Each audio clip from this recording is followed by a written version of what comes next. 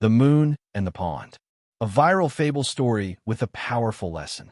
What if everything you believed was yours vanished overnight? What if the thing you were most proud of was never truly yours to begin with? This is the story of a frog, a quiet pond, and a glowing moon that changed everything. Stay until the end, because this story might make you question what you think you own. Deep in the heart of a lush green forest, hidden from the noise of the outside world, lay a small, peaceful pond. The water was still, clear, and calm, like a mirror untouched by time. This pond was home to many creatures. Dragonflies danced above its surface, fish glided beneath, and reeds whispered with the wind. But among them all, one creature believed he was more important than the rest. A frog. His name was Lumo. Lumo wasn't the biggest frog. He wasn't the strongest either. But what he had, or what he believed he had, made him feel greater than anyone else. Because every night, something magical appeared in his pond. The moon. One evening, as Lumo sat quietly on a lily pad, he noticed something shimmering in the water. A perfect, glowing circle. He leaned closer. The moon. It floated right there in his pond. He blinked. It didn't disappear. He circled it. It followed him. He croaked in amazement. This is mine, he whispered. From that night on, everything changed. Lumo began telling everyone. The moon belongs to me, he declared. The fish didn't respond. They simply swam away. The dragonflies buzzed in confusion. But some younger frogs looked at the pond, saw the glowing reflection, and believed him. How did you get it? They asked. Lumo puffed his chest. I chose this pond. That's why the moon came to me. Soon, Lumo became known as the frog who owned the moon. And he loved it. Lumo became protective. He wouldn't let other frogs sit near the center of the pond at night. Stay back, he warned. You might disturb my moon.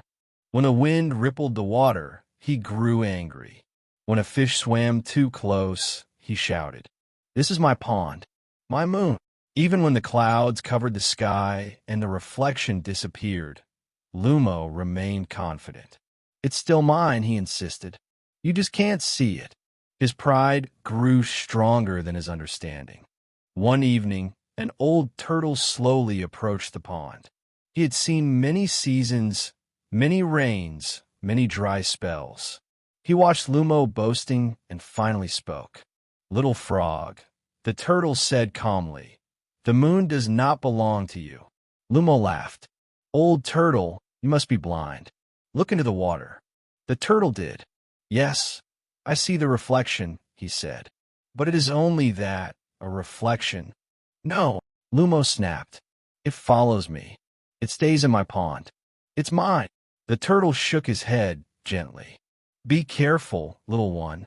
Pride built on illusions is like standing on water. You will fall when it disappears. But Lumo ignored him. Days passed, then weeks. The forest began to change. The air grew warmer. The rain stopped coming. The once full pond slowly began to shrink. At first, no one worried. It's temporary, Lumo said confidently. My pond will remain. But the water kept lowering. The edges turned muddy. The lily pads began to dry. Still, every night, Lumo searched for the moon. It was there, but smaller, broken, trembling in the shrinking water. As the pond continued to dry, tension grew. The fish struggled to swim. The dragonflies moved elsewhere. The younger frogs left in search of bigger ponds. But Lumo stayed. I won't leave, he declared. The moon is here. One night, he looked into the water, and for the first time, the moon was no longer whole. It was distorted, fragmented, barely visible. Something is wrong, he whispered. Then came the day no one expected, but the old turtle had warned about. The pond dried up, completely.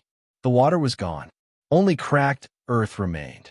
Lumo jumped frantically from one dry patch to another. No, where is it? Where's my moon? He looked up.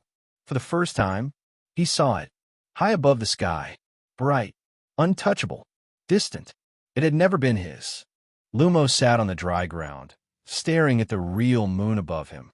All this time, he had mistaken a reflection for ownership.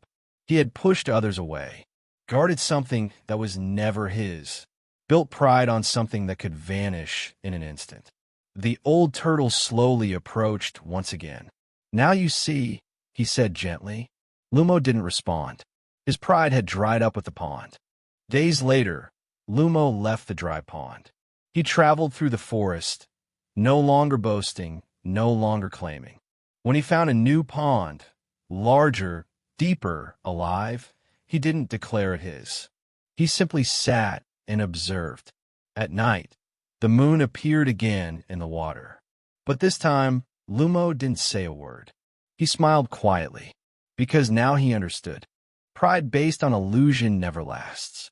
Sometimes we think we own something just because we see it close to us, success, power, attention, or even people. But not everything we see belongs to us.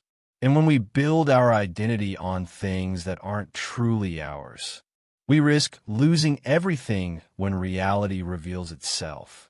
So ask yourself, are you holding on to something that was never really yours? Are you building pride on reflections instead of reality? Because one day, the pond might dry up. And when it does, what will you have left? If this story made you think, even for a second, share it with someone who needs to hear it. And remember, stay humble, stay aware, and never mistake reflection for reality. See you in the next video.